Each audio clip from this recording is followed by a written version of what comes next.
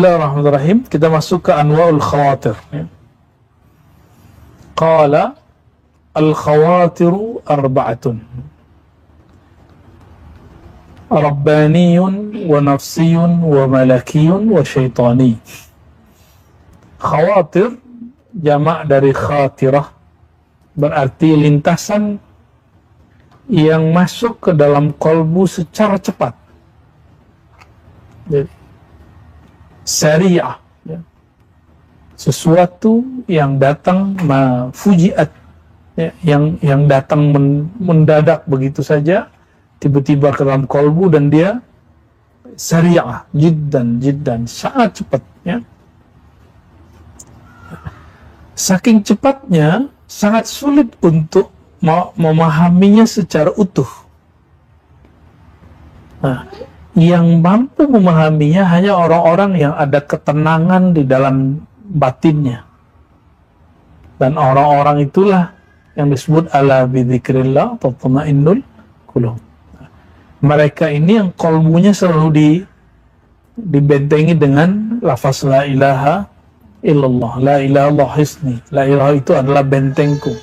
Nah, kalau itu yang dia gunakan, maka tidak akan ada yang berani masuk ke dalam, kecuali itu yang punya nama itu Allah itu sendiri.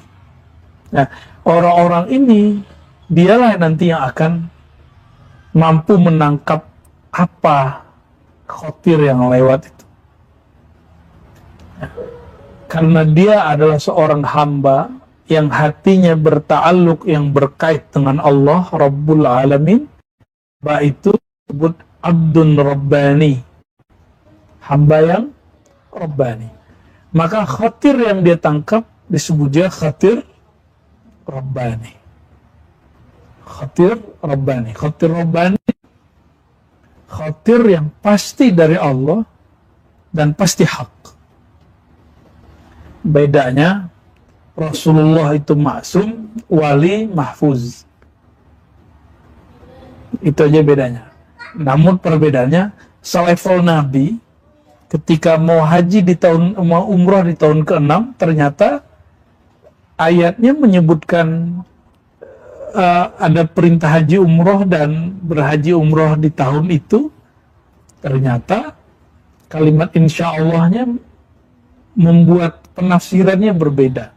Nabi sudah sampai di Hudaybiyah, ternyata penerjemahan terhadap ayat itu Allah tidak izinkan pada saat itu benar.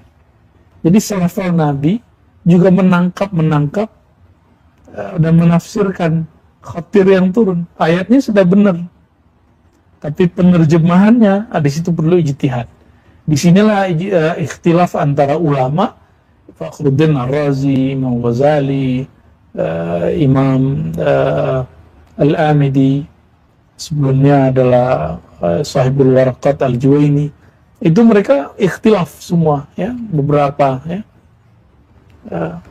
Ikhtilafnya mengenai imkaniyah, apakah Nabi juga berijtihad? Kan wa ma yantiqu anil hawa, wa ma yantiqu anil hawa.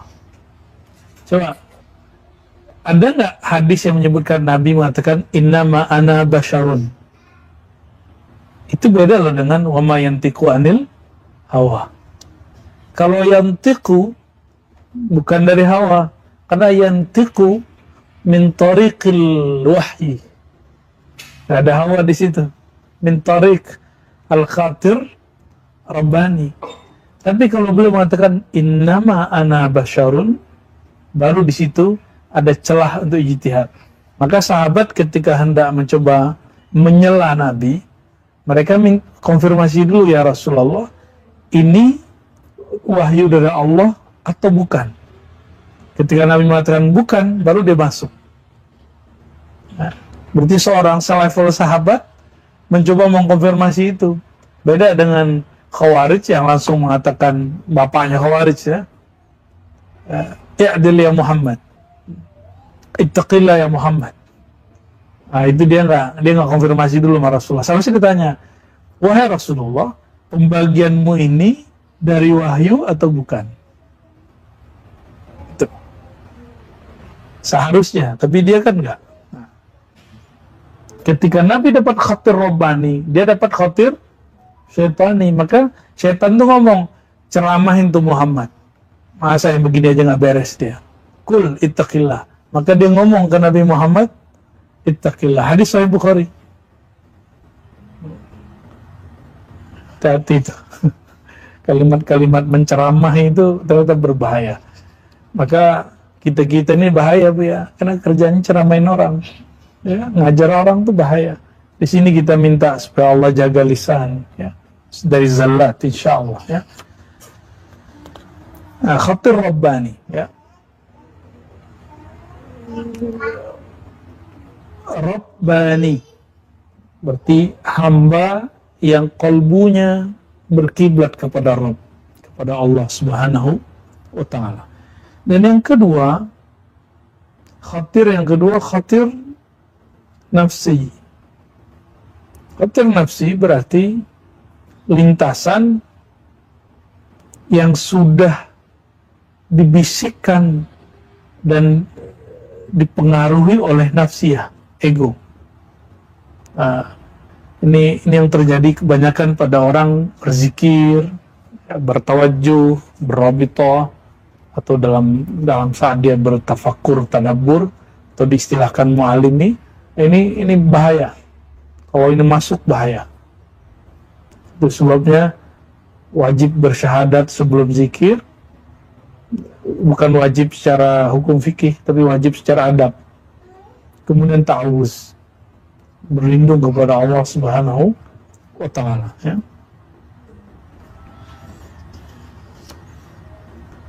Nah, nafsi, ada malaki. Yang keempat, yang ketiga tadi malaki. Khatir yang sumbernya dari malaikat. Nah, kalau saya taruh malaki ini di nomor 2. Cuma beliau naruh di nomor 2 nafsi, di nomor 3 malaki. Ini ada rahasianya, nanti kita coba lihat, ya. Yang keempat syaitani, nah, yaitu dari syaitan, ya. Fal khatir Rabbani yu'tiqal asrar wal ulum wal ahwal. Khatir Rabbani isinya kalau enggak asrar, rahasia, kalau ulum, keilmuan, kalau yang ketiga ahwal, hal rohani, ya. Hal itu seperti taubah, syukur, sabar, yang makomat yang sudah ditulis di dalam kitab-kitab makomat, ya. Ya. Kalau ulum, keilmuan, orang-orang yang lengkap diberi ini Nabi Muhammad Sallallahu Alaihi Wasallam.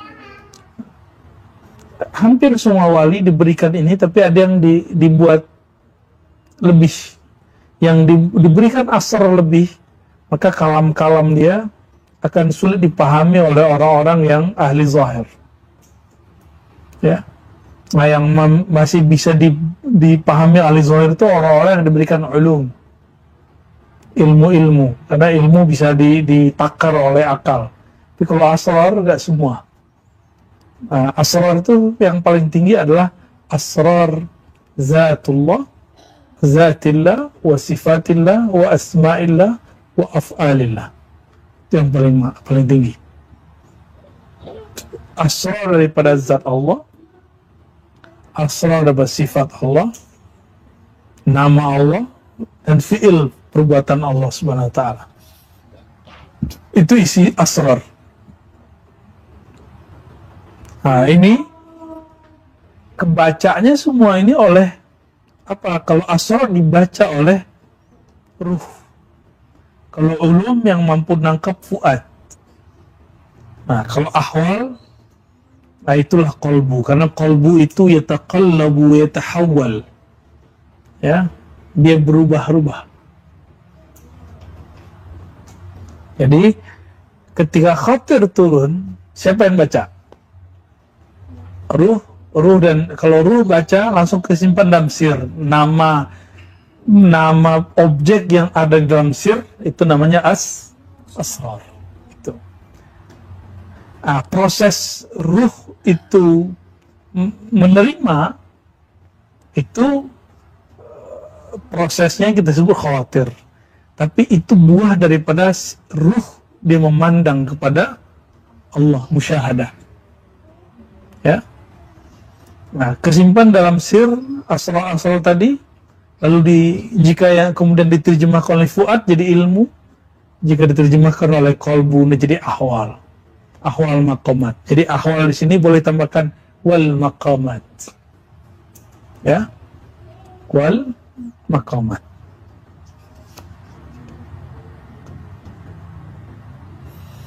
Wan nafsi huwa alladhi ya'muruka bima la khaira lak fihi wa la syarra 'alaika fihi. Ya. Sedangkan nafsi, nah ini nafsi itu jangan diartikan terlebih dahulu nafsu, tapi itu diri aja. Ya. Kalau menurut Ibn Arabi, khatir nafsi yang dia nggak ada nilainya, nggak baik nggak buruk, la khaira fi wala syarra fi. Itu khatir yang menyuruhmu, mengabarkanmu, menggerakkanmu untuk sesuatu yang tidak ada nilai baiknya atau nilai buruknya. Ini versi Ibn Arabi. Berarti dia mengalihkan kepada kata nafs. Nafs itu kan netral. Nafs itu baru bermasalah ketika ada sifatnya. Nafs ammarah, nafs lawamah, nafs mulhamah. Kalau dia nafs mutmainnah, tidak ada masalah. Nah, jadi nafs itu sendiri aman karena dia tidak ada nilainya. Karena dia tidak ada nilainya, maka dia agak bego-bego dikit. Jadi ketika kedunguan nafs inilah yang berbahaya. Jadi awalnya dia aman, tapi karena dia bego, dia bodoh, ya, la khaira fihi wala syarr. Berarti la ilma fi, nggak ada ilmu di situ. Ini yang jadi muskilah daripada nafs, ya. Nah, tapi jika nafsnya sudah terhubung dengan qalbu, baru namanya orang itu nafsnya punya hakikat, hakikatun nafs. Ya, minimal kalau dalam hierarki tingkatan nafs itu disebut nafs mutmainnah. Nah, di sini dikatakan fa inna bi haqiqatin nafsi jalbal manafi'i wa daf'al madarri fil hal. Kapan nafs ini tidak jadi dungu? Jika sudah menemukan hakikat dirinya. Di saat itu barulah jalbal manafi'.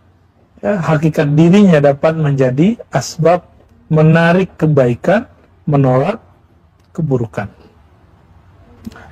Dari sinilah muncul hukum adat, budi pekerti yang sesuai dengan semua tradisi.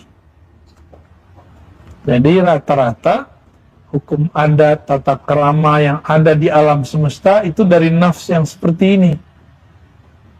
Ya. Tapi dia belum terkoneksi langsung dengan Allah. Baru dia membaca ke arah yang di dalamnya. Ya. Jadi disinilah kemudian kenapa kalau kita ketemu orang-orang kepercayaan, ketemu orang lintas agama, itu semuanya berbicara kebaikan. Benar nggak? Itu hakikatun nafs. Jadi kalau mau pluralisme cuma bisa di sini. Ya. Kalau mau jadi pluralis bisanya. Kalau liberal nggak bisa. Pluralis sama liberal itu udah beda. Pluralis itu melihat kebersamaan dalam keragaman. Kerukunan dalam keragaman. Ya. Tapi saya tidak cenderung ke bagian ini. Ya. Ini terlalu masih biasa. Ya, harus naik di khatir rabbani. Wa amal khatir syaitani, adapun khatir syaitani di sini dibalik sama dia. Tadi malaki dulu ya. Khatir malaki fa huwa alladhi, ya malaki dulu. Fa huwa alladhi ya'muruka bima fihi sa'adatuka fid daril akhirah. malaikat itu jika dia membisikkan sesuatu, itu adalah yang membuat kita bahagia di akhirat. Kata Nabi, subhanallah bihamdi, syajaratun fil jannah. Satu subhanallah, satu pohon di surga. Maka rata-rata khatir-khatir malaikat itu isinya zikir. Zikir, zikir, zikir, sedekah, zikir, itu isinya. Ya, itu khatir malaki. Jadi kalau mau dikasih contoh, misal, amsilah min al-khatir al-malaki, seperti al-amru bidzikr, atau ilham bisighatin jadidah fi salawat wal azkar.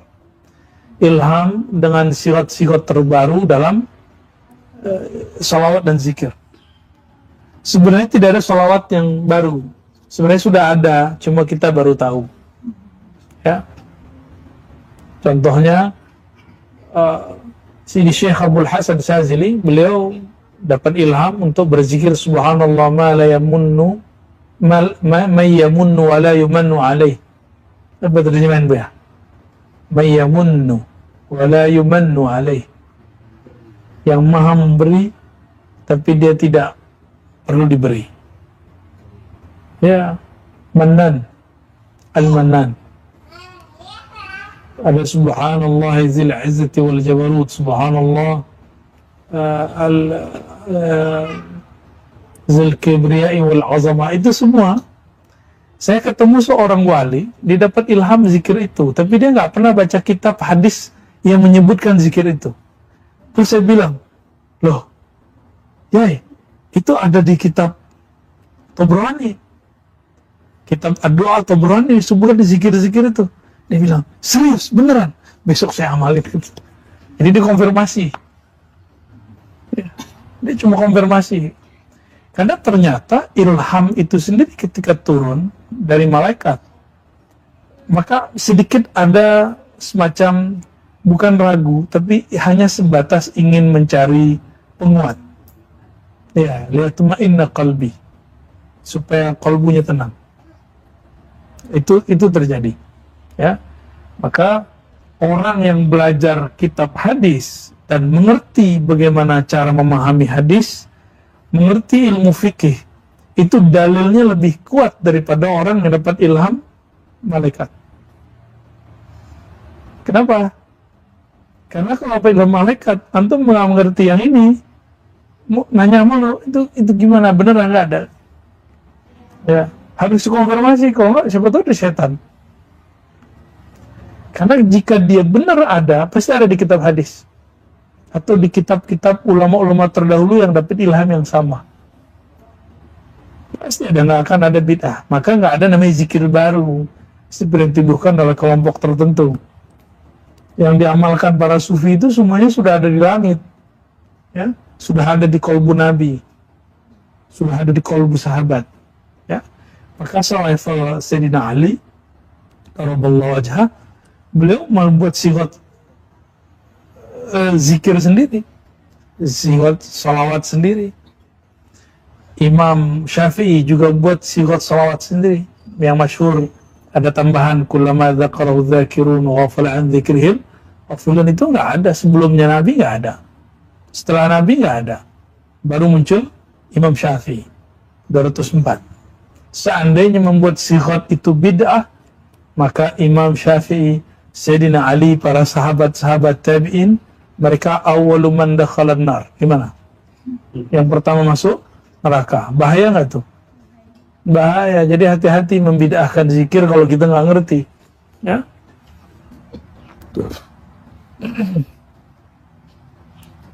Insya Allah anak-anak ribat aman lah ya. Insya Allah ya. Tuh ada juga yang enggak. Al-khatir asyaitani, yang terakhir khatir syaitani. Khatir syaitani alladhi ya'muru bika bima fihi syaqa'uka fid daril akhirah, yang membisikkan kamu, yang selalu mengajak kamu kepada hal-hal yang membuat kamu sengsara di akhirat. Berarti lawan khatir malaikat ya. Nah, yang netral sendiri nafs. Tapi karena nafs ini ada kedunguannya, maka dia harus dibimbing, dilatih. Jadi, nah jiwa itu kalau nggak dilatih dia akan sama ulaika kal an'am, dia sama dengan binatang. Balhum adal, ya. Maka mesti ada semacam bimbingan untuk jiwa, puasakah, qiyamul lail kah, ya, berguru kah, ya semacam latihan. Kita lanjut ke fasal berikut, al-murid al-haqiqi. Wa qala, ya, berkata Imam Ibn Arabi, wa la yakunu al-murid muridan hatta yakuna muradan. Tidaklah sempurna seorang murid itu disebut murid. Nah, apa arti murid? Dari kata arada yuridu iradatan. Orang yang berkehendak mengenal Allah Subhanahu wa ta'ala. Nah, seorang murid itu tidak sempurna disebut murid hatta yakuna muradan, sampai dia dikehendaki oleh Allah. Benar? Jadi muridnya itu biiradatillah. Jadi murad itu murid tapi biiradatillah. Maka muridnya dua, ada murid biiradatihi nafsihi, dengan kehendak dirinya, nafsunya. Ada yang biiradatillah, zikir, kemudian berangan-angan pengen begini, pengen begitu, pengen koneksi ini, koneksi itu, pengen kasyaf ini, kasyaf itu nafs. Ya, itu iradah, itu murid. Kalau murad dia nggak begitu, ya. Jadi kalau boleh dibacakan, la yakumul al-murid hatta yakuna hatta takuna iradatuhu billah. Tidak sempurna seorang murid sampai iradahnya lebur dalam iradah Allah. Itu kan lafaznya Imam Ibn Arabi, lafaz yang saya tadi tuh tulis aja tuh. La yakmul al-murid hatta takuna iradatuhu billah, ay tufni iradatahu fi iradatillah, ya. Wala yakunu al-muradu muradan hatta yakuna muridan. Sama, seorang murad tidaklah sampai kepada murad sampai dia sudah melewati murid. Nah, murad itu hakikah, murid itu thariqah. Murid ketika dia berthariqah yang diamalkan syariat, bukan? Ya. Maka la yakunul muradan, tidaklah seorang murid sampai pada bab hakikat sampai dia menjalani syariat. Itu maknanya. Ya? Hatta yakuna muridan, sehingga dia mengambil mujahadah riyadhah dalam mengamalkan syariat. Mujahadah riyadhah inilah kemudian yang diramu oleh para ulama disebut thariqah. Thariqah ini kemudian ada namanya, ada Syazili, Naqsyabandi, Tijani, Sambani, Idrisi, macam-macam, ya. Dan semuanya terhubung kepada baginda Nabi Muhammad sallallahu alaihi wasallam. Ya. Jadi murid orang yang berthariqah, murad orang yang sampai kepada hakikah.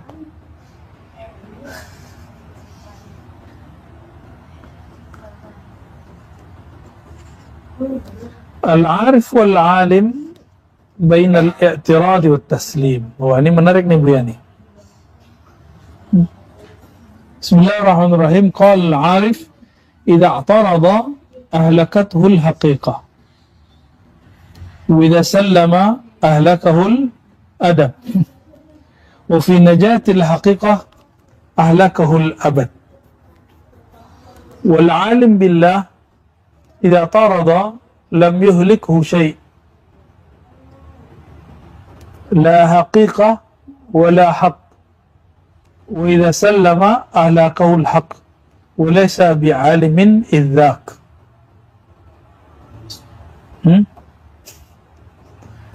Coba, ini terjemahnya agak hati-hati nih ya. Jadi ada namanya arif, ada namanya alim. Dia membedakan ini. Ternyata di teksnya ada alim billah. Sedangkan yang arif baru cuma arif, bukan arif billah. Ini arif orang berilmu gitu aja. Idza atarada, jika dia ingkar, jika dia menolak, ahlakathul haqiqah, maka hakikat akan membinasakannya. Wa idza sallama, jika dia menyerahkannya, berserah, taslim, ahlakahul adab, dia habis dengan adab.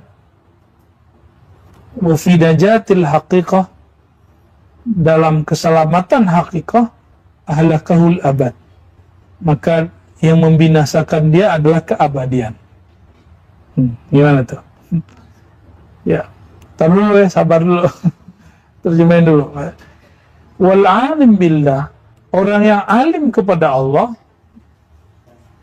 idza atarada, jika dia mengingkari, menolak, lam yuhlikhu syai', tidak satupun yang menghancurkannya.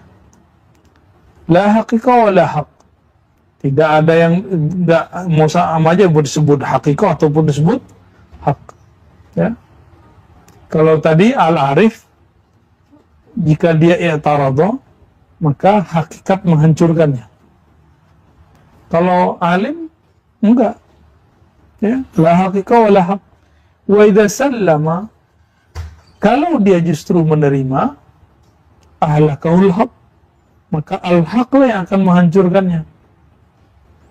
Walaysa bi'alimin idzaq, pada saat itu dia tidak lagi disebut alim. Terus apa dong?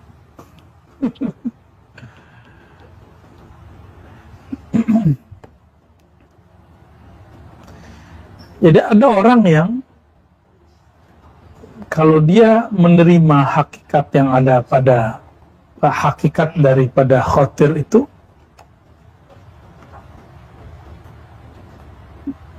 dibalik, idza tarada, jika dia menolak, maka hakikat itu akan membinasakan dirinya, menghabiskan keilmuannya gitu. Tapi sebaliknya, jika dia menerima, nah, adab yang akan membinasakannya. Berarti dia selamat dari kehancuran yang disebabkan hakikat, karena dia menolak. Wa fi najatil haqiqah, di dalam keselamatan hakikat itu, ahlakahul abad, yang membinasakannya keabadian. Keabadian membinasakannya. Itu dia binasa nggak?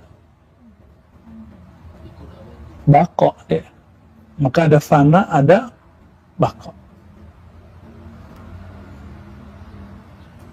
Wa fi najatil haqiqah, ini kata kuncinya. Orang yang ngaku alim billah, idza atarada, jika dia nolak, ini bukan arif billah ya, alim billah. Alim billah itu orang yang berdalil dalam memahami Allah dengan dalil-dalil, itu alim billah. Jika dia kemudian menolak, dia tidak akan dihancurkan sesuatu pun, baik hakikat ataupun hak. Wa idza sallama, jika dia kemudian sallama, berserah, ahlakahul haq, baru dihancurkan al-haq ya. Tapi pada saat itu dia nggak disebut alim ya, dia nggak disebut alim ya. Tinggal dulu deh, terpusing kalian ya. Ya. Ar-ruju' ila al-aql wal ihsas, tuh balik lagi ke akal ya. Wa idza lam yaqa fil qalbi syai' ya'qilu wa la yatawahham, fa idza raja'a sahibuhu ba'da dhalika ila 'aqlihi wa ihsasihi, fa in lam yajid atharan fa tilka nawmatul qalb an kulli syai', wa idza wajada atharan fa tilka al-musyahadatu adh-dhatiyah allati lana fi hadhihi ad-dar.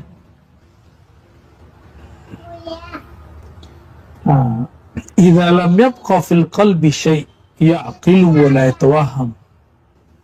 Jika di kolbu itu tidak tersisa lagi sesuatu yang bisa diingat dan diterka-terka, ya. Fa idza raja'a sahibuhu ba'da dzalika ila aqlihi wa ihsasi, lalu dia kembali ke akalnya. Pas dia lihat ke kolbunya, nggak ada yang bisa diingat, nggak ada yang bisa dipikirkan. Terus dia kembali ke kolbunya dan ihsasnya.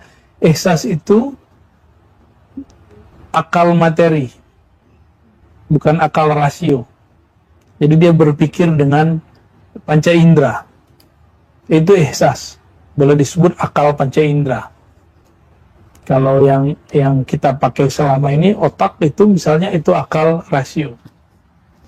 Fa illam yajid atharan, jika ketika dia kembali ke akalnya, kembali ke ihsas, kembali dia berpikir secara kaidah-kaidah usuliyah, atau secara ihsas dia cari ke kitab, terus nggak ada asarnya di kolbunya, nggak ada asar, nggak ada efek.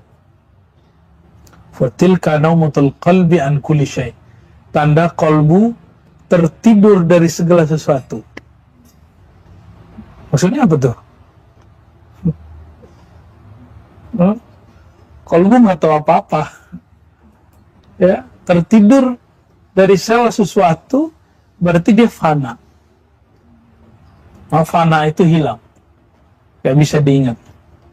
Ya, saya mengalami itu dulu sering. Jadi baru zikir la ilaha illallah beberapa kali hilang, nggak bisa diingat, tapi enak aja, nggak bisa diingat. Nah itu namanya naumatul qalbi an kulli syai'. Kolbu tertidur dari segala sesuatu, itu fana. Nah, ada yang lebih tinggi, baqa. Wa idza wajada atharan, kalau ada rasa yang masih tersisa, makna yang bisa ditangkap, diingat, itulah musyahadah zatiyah, musyahadah yang sebenarnya, yang menjadi hak kita di dunia ini.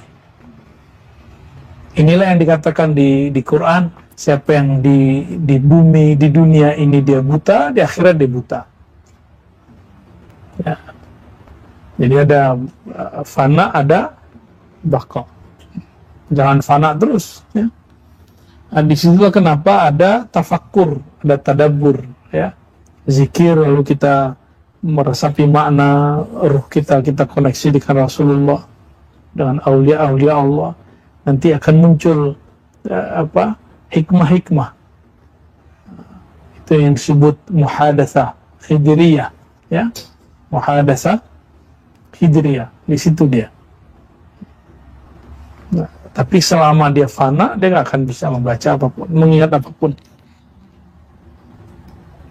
Nah, karena berkaitan dengan ini, kita masuk ke bab terakhir, ya, yaitu tentang mukasyafah dan musyahadah.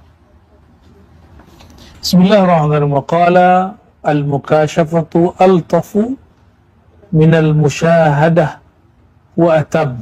Oh, betul, ya. Wa likulli musyahadatin kashfun, fama min musyahadatin illa wa kashfuha atammu minha wa altaf. Wa qad yakshifu wa la yushahid, وقد يشاهد ولا يكشف وقال زن على نفسك قبل أن يوزن عليك. Itu sama dengan mutu qabla an tamutu, ya. Al-mukasyafah, ada mukasyafah dari kata kasyafa, berarti menyingkapkan, penyingkapan sesuatu. Apa yang disingkapkan? Yaitu tabir-tabir hati. Tabir kolbu jika dibuka namanya mukasyafah. Tapi mukasyafah ini juga hanya sampai di nafsiyah, mukasyafah nafsiyah. Jadi kita boleh bagi, ada mukasyafah qalbiyah, ada mukasyafah nafsiyah. Mukasyafah nafsiyah, nah, di bawahnya nanti ada yang berkaitan dengan syahwat, ada yang berkaitan dengan akal, ada yang berkaitan dengan mahsusat, objek-objek yang dapat diindra. Yang ini la haqiqata laha, gak ada hakikatnya. itu palsu semua. Di situ setan masuk. Disitulah kemudian banyak orang-orang terjebak di alam kebatinan. Ya, dia menyatakan itu sudah usul, itu belum usul.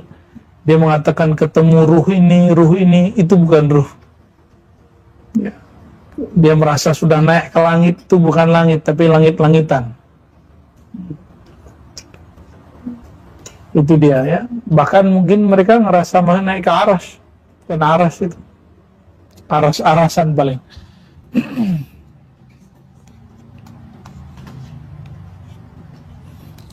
Lain dengan mukasyafah qalbiyah, mukasyafah qalbiyah ini sudah hebat itu, sudah tinggi. Jadi dia mukasyafah yang tersingkap itu tabir yang ada di dalam kolbunya. Yang terlihat di nafs itu mirip dengan di kolbu tapi dia beda. Yang di kolbu itu imitasi, bayangan, tiruan. Ya, itu yang kita sebut halu. Jadi kapan orang itu halu? Jika dia melihatnya mukasyafahnya dengan nafs. Dan itu nggak bisa antum tentuin sendiri, harus konsultasi kepada ahlinya. Ya, kecuali sudah ahli, bisa nentuin sendiri. Kalau nggak, terjadilah ada orang-orang yang kemudian aneh-aneh sendiri, merasa dirinya benar sendiri, merasa dirinya ahli marifat tiba-tiba, dan lain sebagainya. Al-mukasyafah altaf minal musyahadah. Oleh karena itu, mukasyafah itu dosisnya lebih rendah daripada musyahadah. Ya. Tapi versi beliau, bagi Imam Ibn Arabi, justru wa'atam. Terkadang dia lebih sempurna. Karena dia pakai kolbu, sudah ada makna. Yang dimaksud dalam mukasyafah qalbiyah. Kalau hanya masuk ke dalam ruh, terbaca oleh ruh, dalam ruhani, belum bisa diterjemahkan oleh kolbu. Jadi atam di sini binisbah ila tahqiqil ma'ani. Berdasarkan pemaknaan, maka dia lebih atam, lebih sempurna.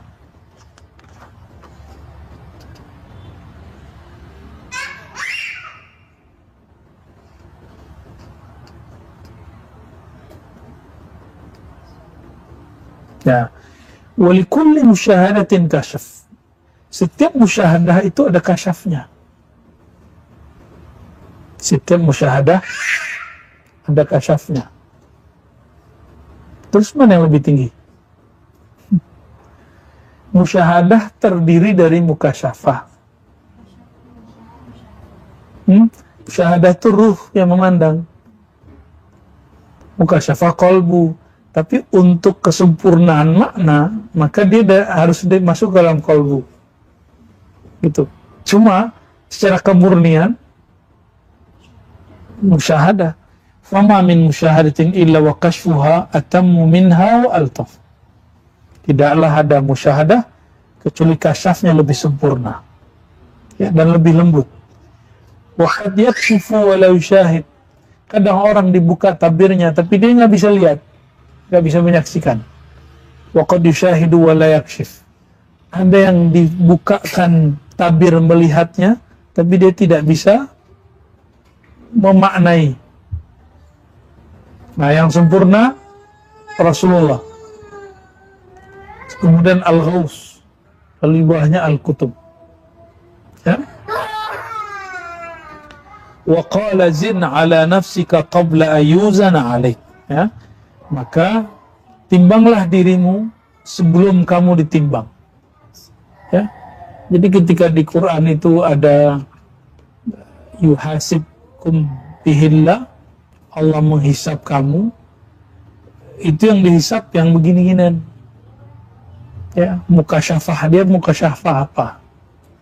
Sehingga dia tertarik mengatakan ini, mengatakan itu, ya. Dan mukasyafah itu ada yang tadi kita sebutkan mukasyafah palsu, nafsiyah, ada mukasyafah yang murni, yang qalbiyah, ya.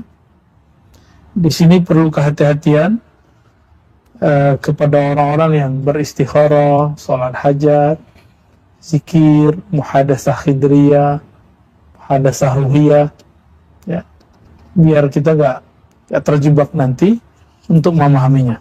Oleh karena itu perlu melatih nafs supaya nafs ini tidak mengganggu kepada kolbu. Disitulah perlunya thariqah nafsiyah. Di situ perlunya menghatamkan tahlil la ilaha illallah. Di situ perlunya zikir ismul jalalah, ismul zat, Allah, Allah, Allah. Di situ perlunya banyak sholawat. Di situ perlunya banyak puasa. Dan yang aham syai' mursyid. Ada mursyid yang membimbing. Itu yang paling penting, karena semuanya ada di mursyid, ya. Tapi jika mursyidnya tidak sempat membimbing secara utuh, minimal kita jaga yang tadi itu. Dia kasih kemudian iriadoh, kita amalin, ya. Jam-jam 3 senangnya tidur apa wiridan? Tidur, ya? Ya, itu normal. Nafsiyah kita maunya tidur, tapi kolbu kita maunya dia bangun, gitu, ya. Senin Kemis siang-siangnya enaknya puasa atau enggak? Kayaknya minum es gitu, ya. Bener ya? Sahih itu. Tapi kolbu kita maunya nafsu dididik, karena ketika nafsu dididik dia akan nurut kepada kolbu. Tapi kalau dia nggak dididik, dia nggak nurut. Jadi kenapa selama ini nafsu kita liar, nggak bisa, was-was ini nggak bisa dididik, nggak bisa dibina? Sebabnya sederhana aja, kita jarang sekali melatih nafsiyah, ya. Jadi thariqah nafsiyah, thariqah mu'tabarah, thariqah semua ruhiyah, thariqah hid, semuanya harus kita pelajari supaya mendapatkan fa'alhamaha fujuraha wa taqwahanya ini bisa dikenal dengan baik. Jadi tujuannya hal-hal ini itu membaca fa'alhamaha, lalu dia Allah mengilhamkannya hal itu ke nafs. Bukan Allah mengilhamkan kefujuran. Ini terjemahan siapa yang terjemahin itu? Ya, Allah mengilhamkan kefujuran, kekejian dan kebaikan, ketakwaan, itu salah terjemah. Fa'alhamaha, Allah mengilhamkan. Boleh juga diartikan Allah mengajarkan, ya. Alhamaha boleh diartikan allama, Allah mengajarkan ke dalam jiwa, ini loh sisi baik kamu, ini loh sisi buruk kamu. Bukan berarti Allah mengajarkan keburukan kepadanya dan kebaikan kepadanya, bukan, ya. Ada yang menerjemahkan begitu, akhirnya ketika dia berbuat salah, dia menyalahkan Allah. Nah, itu kesalahan besarnya. Nah, jika umur kita panjang, nanti ada pembahasan thariqah sebelum usul, ada thariqah setelah usul. Itu beda. Jadi jangan disamakan, guru kita kok nggak ngamalin yang kita amalin, ya beda kan di guru, ya. Dia sudah usul, minimal dia usul fil asma. Kita disuruh zikir sehari sekian ribu, dia udah enggak, dia ngerokok-ngerokok doang, tuh dia nongkrong-nongkrong doang, dia tidur-tiduran doang. Ya wajar, dia sudah selesai masa-masa begitu. Kita yang belum selesai, ya. Makanya para masyayikh mengatakan dulu, jika murid-murid bertemu kami di saat nihayat, ketika kami sudah selesai, mereka akan zindik, dikira jadi wali, cukup duduk-duduk, ngopi-ngopi, nongkrong-nongkrong, ngerokok-ngerokok, ngakak-ngakak, gitu. Enggak. Seandainya mereka ketemu kami dari awal, jika kami jadi murid, tahaqqaqu, mereka akan menjadi ahli hakikat, ya. Itu sebabnya kemudian thariqah mu'tabarah itu dilembagakan supaya orang ketika ketemu syekh, dia kemudian melakukan riadah. Zaman dulu belum, ya. Semoga Allah merahmati kita semua, melapangkan dada kita semua, memudahkan semua urusan kita. Amin ya rabbal alamin. Barangkali itu kajian Al-Inbah untuk malam ini. Semoga Allah yulhimna wa yukashif lana wa yu'ti lana al-musyahada wal mukashafah min hadratihi amin ya rabbal alamin bihaqqi sayyidina Muhammad al-Fatihah.